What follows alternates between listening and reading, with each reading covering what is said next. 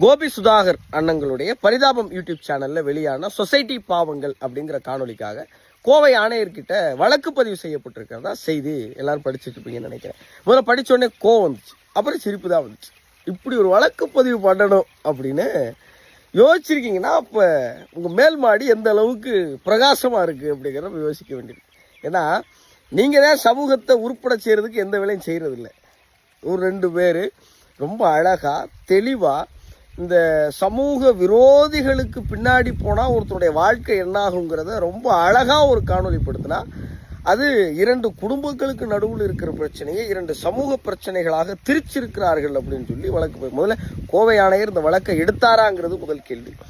பிறகு 2வது கேள்வி என்னன்னா, அரசியல்வாதிகள்ல இருந்து செய்தி ஊடகங்கள்ல இருந்து எல்லாருமே இதை ஆணவ படுகொலை அப்படின்னு டிக்ளேர் பண்ணியிருக்காங்க. இப்போ இவங்க மேல வழக்கு பதிவு பண்ணியிருக்கீங்கன்னா அதில் வந்துச்சுல பிரச்சனைனா போன் பானு